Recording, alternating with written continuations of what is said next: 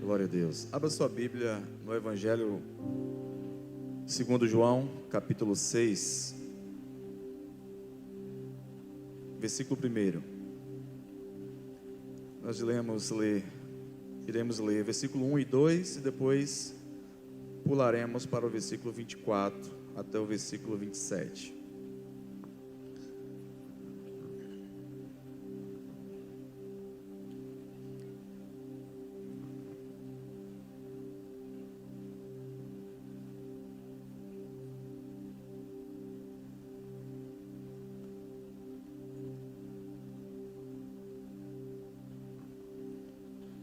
Diz assim: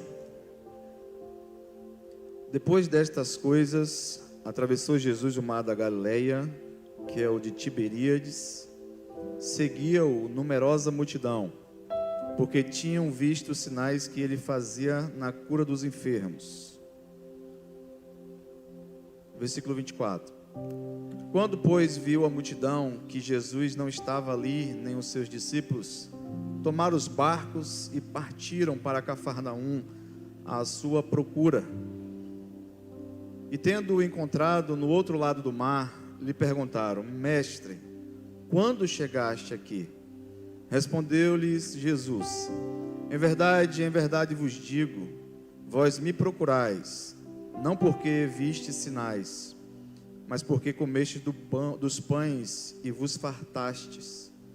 Trabalhai, não pela comida que perece, mas pela comida que subsiste para a vida eterna, a qual o Filho do Homem vos dará, porque Deus, o Pai, o confirmou com o seu selo.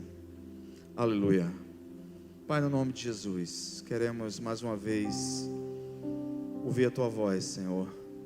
Fala aos nossos corações. Deus, eu preciso do auxílio do Teu Espírito para ministrar tudo aquilo que o Senhor colocou no meu coração nessa noite, Senhor. Me ajude, Senhor, a transmitir a Tua vontade nessa noite, para a Tua glória e edificação da Tua igreja, no nome de Jesus, amém. Aleluia. Queridos, eu quero falar com vocês nessa noite sobre discípulo ou multidão. Quem somos? Observe que quando Jesus ele inicia o seu ministério, ele entra no cenário da história, ele começa a pregar e uma grande multidão, ou multidões começam a segui-lo. E dessa multidão existiam subgrupos de multidões, de pessoas que eram representadas. Tinha um grupo dos religiosos, que eram representados pelos escribas, pelos fariseus, pelos saduceus, pelos essênios. Tinha o grupo dos publicanos, que eram aqueles que trabalhavam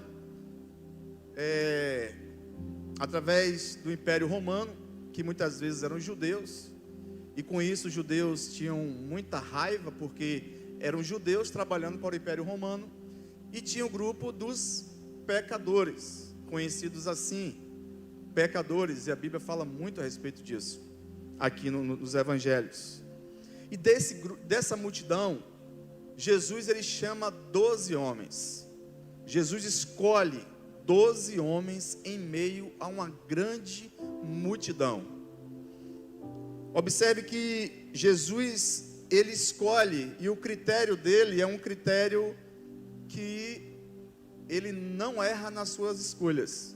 Porque quando Jesus escolhe, ele está escolhendo baseado naquilo que ele está vendo. E Jesus, ele não é como eu nem como você. Quando ele bate o olho em alguém e escolhe, ele sabe o que está no coração, no interior. Ele sabe de fato as intenções, os desejos, a vontade, a motivação que está dentro de nós. Isso a gente não pode esconder de Jesus. Eu lembro de Natanael, que estava debaixo da figueira, e Natanael foi um dos discípulos de Jesus, lá no capítulo de João, Evangelho de João, capítulo 1, versículo 29 a seguir, quando Natanael ele é apresentado por Simão Pedro, aonde Simão Pedro fala: olha, vem ver, porque de fato está aqui o Cristo.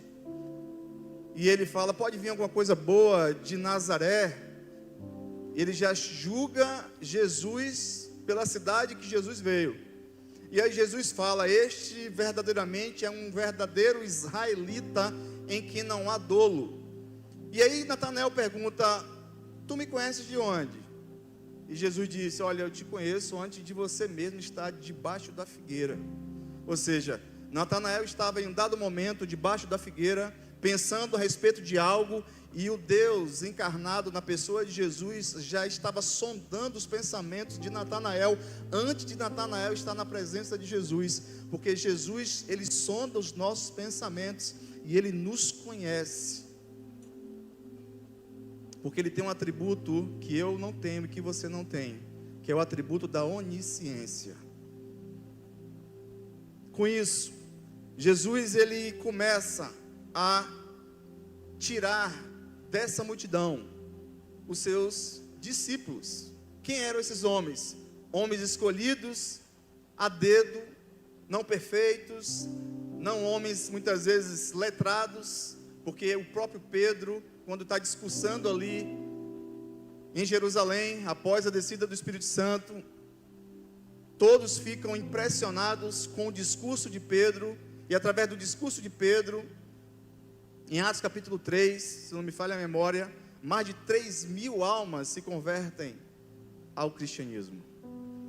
E os sacerdotes, sumos sacerdotes, os príncipes dos judeus ficaram impressionados como Pedro, ele falava de uma forma muito sábia, poderosa e intrépida. E aqui, queridos, eu quero abordar a forma como Jesus, ele ensina. O método de Jesus é um método de palavras e de exemplo. Jesus, ele pregava a palavra, ele ensinava a palavra, mas ele vivia aquilo que ele estava pregando. Jesus, ele demonstrava através de comportamento aquilo que ele queria que os seus discípulos replicassem. Nós estamos aqui em meio a uma grande multidão, e Deus escolheu eu e você em meio à multidão lá fora. Você está aqui hoje porque Jesus te trouxe nessa noite. Você não está aqui por acaso, você não está aqui por acidente. Talvez você não esteja aqui de acordo com a sua agenda, mas na agenda dos céus, Deus já tinha marcado um encontro com você nessa noite. Porque Deus é o Deus que marca encontros, assim como marcou aquele encontro com a mulher samaritana no poço de Jacó, em João capítulo 4. Deus também marcou esse dia para nos impactar com a sua palavra. E a palavra nessa noite, queridos, é para nos chamar para perto, é para nos instruir, porque Deus, ele não quer apenas uma multidão o seguindo. Deus quer, acima de tudo, uma multidão de discípulos seguindo a ele. Por quê? Porque a forma como a multidão se comporta é diferente da forma como os discípulos se comportam. Qual é a forma que a multidão se comporta? A forma que a multidão se comporta está aqui revelada no versículo 24 do capítulo 6 de João. Versículo 25: e tendo-o encontrado no outro lado do mar, lhe perguntaram: mestre, quando chegaste aqui? Qual é a resposta de Jesus? Em verdade vos digo, vós me procurais, versículo 26, não porque viste sinais, mas porque comeste dos pães e vos fartastes. A multidão busca as coisas de Jesus, enquanto os discípulos buscam o Jesus das coisas. A multidão busca as coisas de Jesus em primeiro lugar. Os discípulos não, os discípulos buscam o Jesus que opera coisas extraordinárias. Por quê? Porque a multidão, melhor, os discípulos entenderam um princípio que está em Mateus capítulo 6, versículo 33, mas buscai em primeiro lugar o seu reino e a sua justiça, e estas coisas, ou todas estas coisas, vos serão acrescentadas. Ou seja, os discípulos, diferente da multidão, seguiam a Jesus, buscavam a Jesus, que opera coisas, que faz coisas, mas eles não invertiam a ordem desse princípio. Tem gente buscando as coisas que Jesus faz, e não buscando Jesus que faz coisas. Muita gente busca as mãos de Jesus, mas não busca ter um relacionamento com Jesus. Muito mais do que as coisas que Jesus pode te ofertar, meu irmão, minha irmã, entenda que Ele tem muito mais do que coisas para te ofertar, muito mais coisas para poder te dar. Ele quer forjar o seu caráter, Ele quer mudar a sua vida, Ele quer mudar o seu destino, Ele quer mudar a sua rota nessa noite. Porque assim foi na vida daqueles homens, assim é na nossa vida hoje. Quem segue a Jesus, nós acabamos de cantar uma canção aqui, e eu falei: Senhor, me dá um sinal, se de fato essa é a tua vontade, que eu pregue essa palavra nessa noite.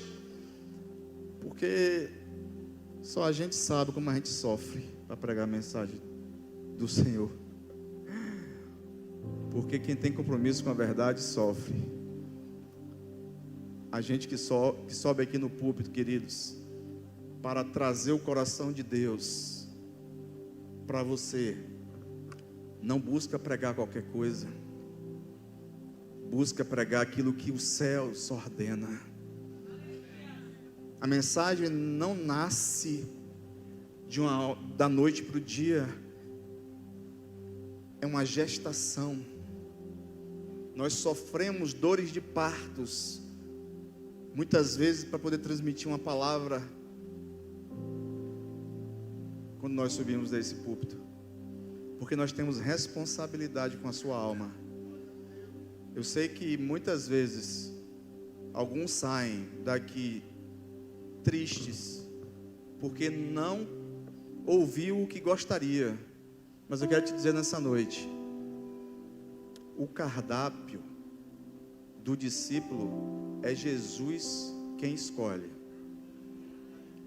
Se você quer ser discípulo, então é Jesus que escolhe o cardápio. Se você quer escolher a pregação, você vai para sua casa, liga o YouTube e escolhe a pregação que você quer ouvir. Mas se você quer ser discípulo de Jesus e não multidão, você fica atento a tudo aquilo que os céus quer derramar na sua vida nessa noite. Aleluia. A multidão, ela sempre vai querer as benesses do Senhor. Por quê? Porque a multidão não está com Jesus todos os dias. A multidão, ela vem de relance, ela passa, mas ela não permanece. A multidão, ela está sempre à procura dos milagres. Evangelho de Lucas, capítulo 6, versículo 19. A multidão estava ali porque Jesus fazia milagres. A multidão estava ali porque Jesus estava naquele lugar operando milagres. E sempre aonde Jesus ia, uma multidão o seguia. Aonde Jesus ia, sempre tinha uma multidão apertando ele.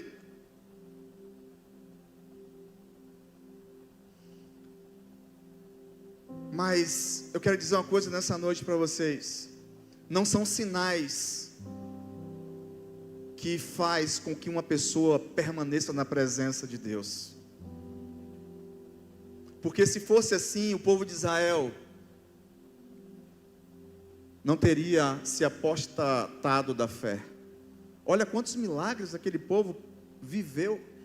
Quantos anos aquele povo andou no deserto? 40 anos vendo sinais, prodígios e maravilhas. Até o monte Sinai fumegava, Êxodo capítulo 19, versículo 18 até o versículo 20. Moisés subiu o monte, Deus se manifestava na nuvem, aonde o monte chacoalhava, e nuvem, fumaça, fogo. Aquele povo viu coisas extraordinárias da parte de Deus, viu o mar vermelho se abrir, viu cordonize no arraial, viu a água sair da rocha, mas nem assim esse povo foi obediente à voz do Senhor.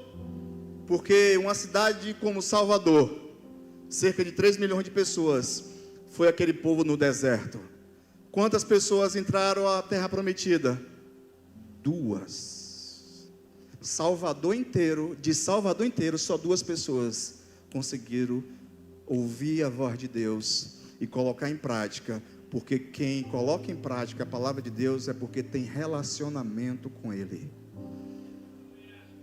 Imagine aí uma cidade como Salvador, mas só 2 pessoas conseguiram colocar em prática aquilo que Deus estava dizendo.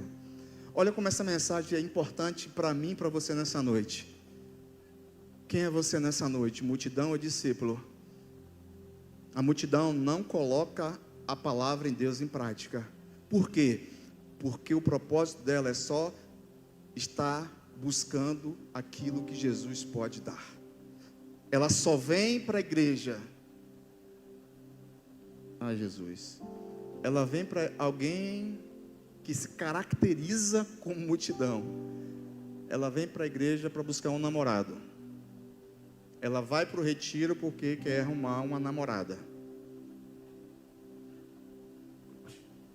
Ou seja, ela inverte a ordem.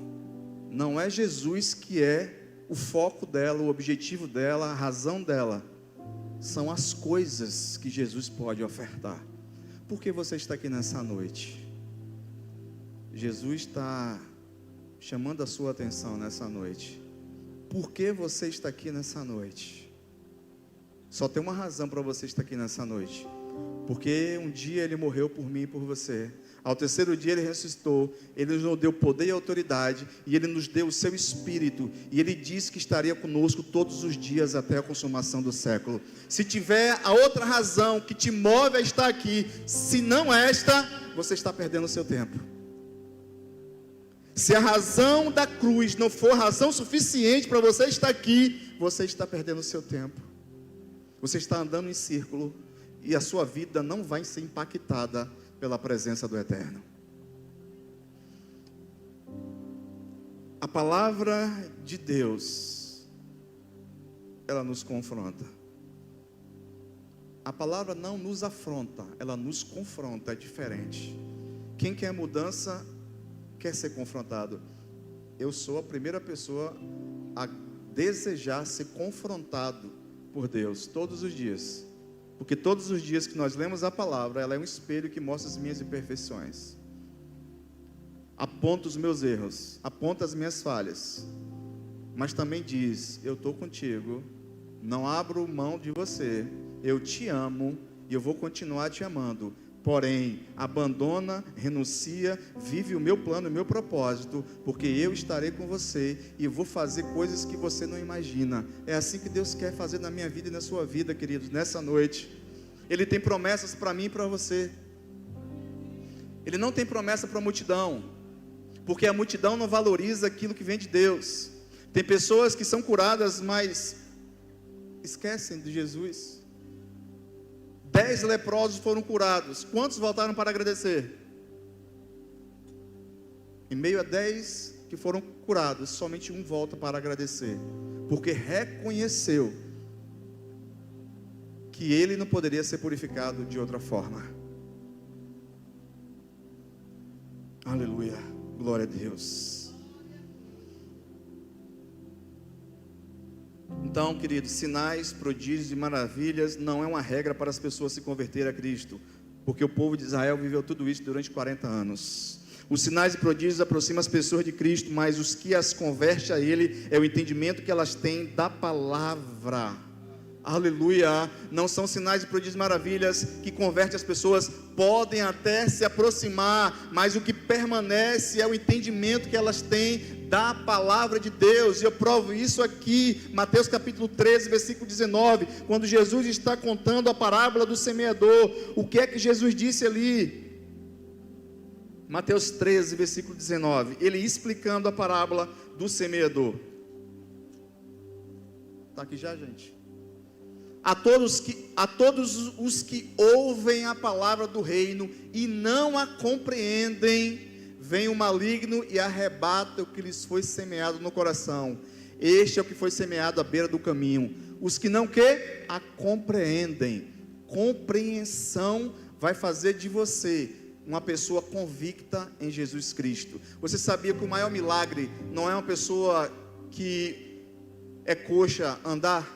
Você sabia que o maior milagre não é um cego ver? Você sabia que o maior milagre não é o mudo falar? O maior milagre é a conversão de uma pessoa que estava andando a passos largos para o inferno, e um dia ela encontrou a presença do Deus Todo-Poderoso, que mudou a sua rota, que mudou o seu destino, que mudou a sua história, e deu promessa para ele viver uma vida eterna. Esse é o maior milagre, porque as coisas vão passar, mas a Bíblia diz que aquele que faz a vontade do Senhor permanece para sempre. 1 João capítulo 2, versículo 15, todo aquilo que o mundo passa é sua concupiscência, mas aquele que faz a vontade do Senhor permanece para sempre. O mundo vai passar, as coisas dessa vida passam, céus e terra passarão, Jesus disse, mas as minhas palavras não hão de passar. Quem está com o olhar fixo em Jesus, ele já tem a sua coroa guardada, o seu nome já foi escrito no livro da vida. Jesus não vai arriscar, porque ele é fiel em tudo que faz. Ele anda com Jesus, ele caminha com Jesus, ele acorda orando, ele dorme orando, porque ele tem relacionamento com Jesus. E esse é o grande diferencial entre a multidão e o discípulo. A multidão, ela não conhece a Jesus. Interessante, nesse mesmo capítulo 6 do Evangelho de João, Pedro, antes de Pedro, Jesus ele está discursando, e muitos ali acabam retrocedendo, porque o discurso de Jesus para alguns foi um discurso muito duro, foi um discurso que estava confrontando o entendimento equivocado dos judeus. Mas Jesus, ele não se preocupa com aquilo que a multidão vai dizer. E assim como Jesus, queridos, é muito difícil a gente agradar a gregos e troianos, porque Jesus ele não veio agradar a todos, ele veio agradar a Deus acima de tudo. Você não vive para agradar a quem quer que seja. Seu primeiro compromisso está em agradar a Deus. Você agradando a Deus, isso é o mais importante na sua vida. E Jesus ele começa a discursar, e no capítulo 60 alguns retrocedem, porque acham aquele discurso muito duro. Quando vai no versículo 66, à vista disso, muitos dos seus discípulos o abandonaram e já não andavam com ele. Aqui não foram os 12, foram alguns que estavam querendo ser discípulo. Os 12, Jesus volta e pergunta: porventura, versículo 67, quereis também vós outros retirar-vos? Aí Pedro responde: para quem iremos nós? Só tu tens palavras de vida eterna. Observe que Pedro não diz para onde. Bota para mim, por favor, esse versículo. Mateus 6, versículo 67. Ou melhor, versículo 68. Observe que Pedro não diz para onde, mas para quem. Por quê? Porque Pedro não estava preocupado com o local que Jesus estaria. Pedro queria a presença de Jesus. Para quem? Para quem? Um pronome interrogativo. Para quem?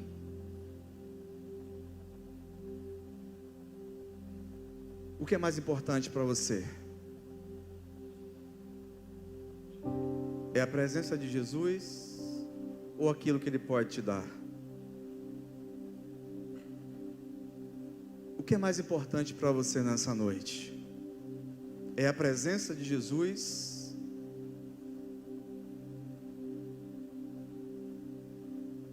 ou as mãos dele? Pedro disse: para quem iremos nós? Só tu tens palavras de vida eterna. O versículo segue, 69. E nós temos crido. Opa, espera aí. Qual a diferença aqui então do discípulo e da multidão? A multidão não conhece a Jesus, conhece somente os seus milagres. O que atrai a multidão são os milagres de Jesus. O que atrai a multidão são as benesses de Jesus. O que atrai a multidão é uma placa lá dizendo: campanha do marido e da mulher, venha e tome posse.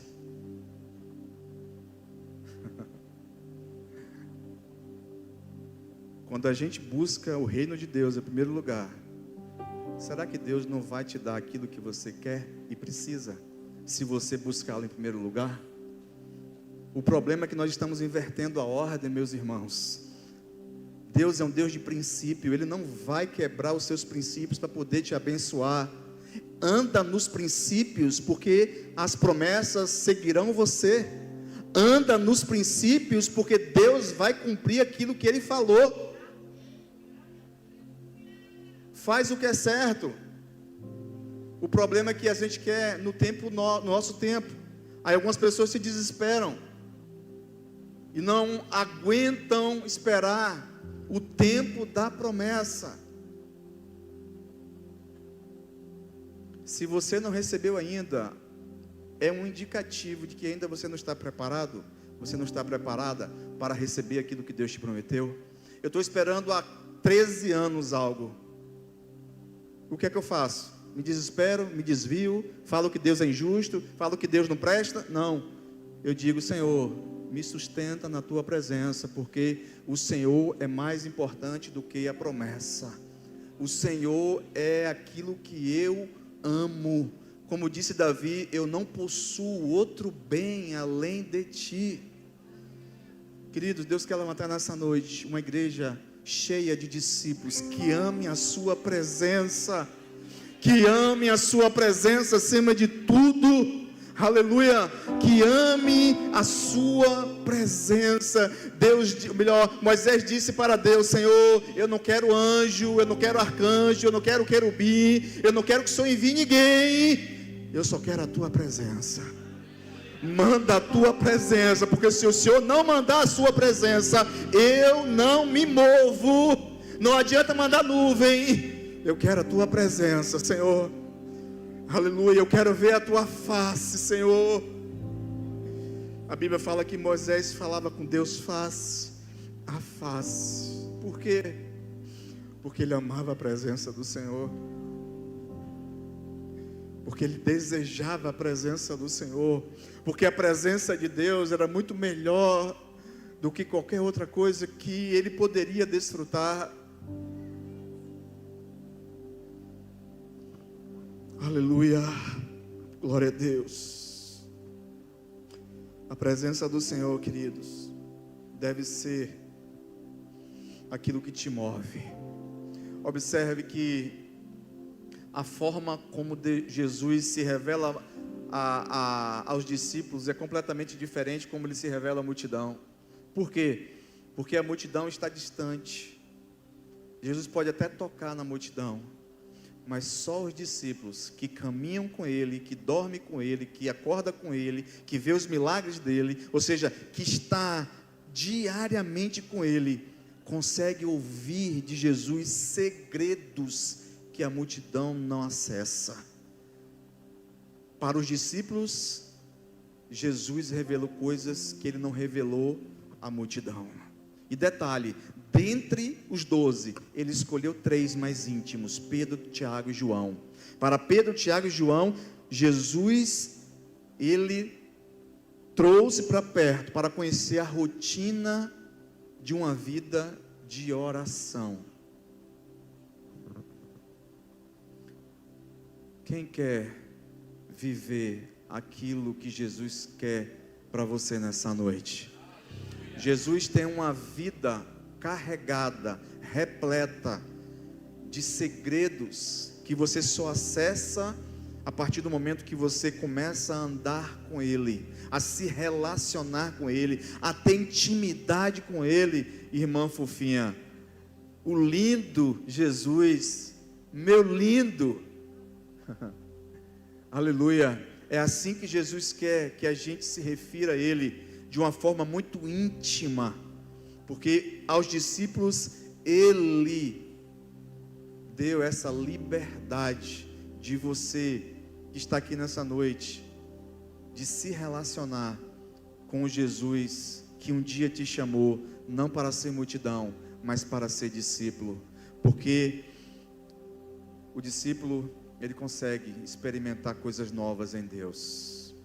O discípulo consegue experimentar coisas novas da parte dos céus. Aleluia, glória a Deus. O comportamento da multidão é completamente diferente do comportamento dos discípulos, porque os discípulos, eles são diferentes. O discípulo ama ouvi-lo, pois sabe quem Jesus é, pois o conhece porque anda com Ele, porque viu milagres, viu sinais, viu prodígios, mas isso não era suficiente. O melhor para Pedro e para aqueles que estavam ali era a companhia de Jesus, era a presença manifesta de Jesus. Eu não vi Jesus, você não viu Jesus, mas o Espírito Santo dele habita dentro de mim e dentro de você, e ele se manifesta da mesma forma como ele se manifestou lá em Atos dos Apóstolos, quando ele derramou do seu Espírito. Ele continua se manifestando, ele continua falando, porque ele é o mesmo. Cerca de 2000 anos se passaram, mas ele continua sendo o mesmo. Ele continua falando com os seus discípulos, ele continua direcionando os seus discípulos, ele continua assentando como assentava lá antigamente com os seus discípulos. Por quê? Porque aos seus discípulos ele já abriu as portas dos céus para revelar os seus segredos. E como eu posso me tornar um discípulo? Você pode se tornar um discípulo, queridos, quando você atende o conselho que está no Evangelho de Lucas, capítulo 14, versículo 25. Observe, para todos aqueles que querem se tornar um discípulo, que não estão na igreja por causa dos favores de Deus, mas porque acima de tudo ama a sua presença, porque o culto para um discípulo não começa quando ele entra nos portais da igreja, o culto começa quando ele acorda. Para um discípulo, o culto começa quando ele acorda, e ele começa a falar com Deus, ele começa a se relacionar com Deus, porque ele não vive sem a presença de Deus, ele não vive sem falar, sem se relacionar, sem dirigir palavras a Deus. Por quê? Porque já criou uma dependência dele. Aleluia, glória a Deus, porque ele já criou esse ambiente de intimidade, porque ele entendeu que Jesus, ele atende no secreto, mas ele honra no público. Se você quer que o céu se manifeste na sua casa, tem um céu que vai se revelar quando você abrir a porta do seu quarto, fechar ela e colocar o seu joelho no chão e começar a orar. É ali que os céus vai se manifestar para você.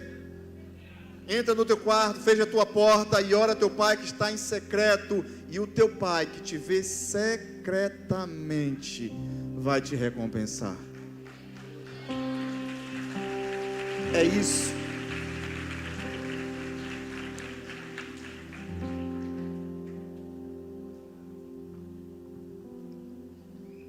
Queridos, eu aprendi na caminhada que Jesus é melhor do que qualquer outra coisa. E às vezes nós cantamos uma canção: te louvarei, não importa a das circunstâncias. Te adorarei, somente a Ti, Jesus. Você pode cantar essa canção nessa noite? Agora eu queria que você cantasse essa canção de uma forma muito sincera. Se isso é uma verdade, e se é isso que você... Aleluia. Se é isso que Jesus representa para você, que você vai louvá-lo, independente das circunstâncias. Porque no dia que eu perdi 2 irmãos em um ano só,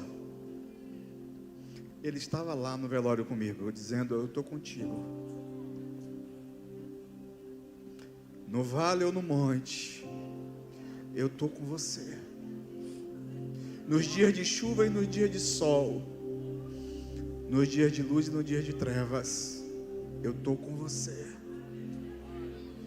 A promessa de Jesus é: estou convosco todos os dias. Todos os dias pode ser dias de chuva ou de sol, de trevas ou de luz, de saúde ou de doença. Ele está conosco. E ainda que a morte vier, Jó disse: ainda que ele me mate, eu esperarei nele. Ainda que ele me mate, eu esperarei nele. No sair do ventre da minha mãe, não voltarei para lá. O Senhor deu, o Senhor tomou. Bendito seja o nome do Senhor. É isso que a gente precisa fazer. Adorá-lo independente das circunstâncias.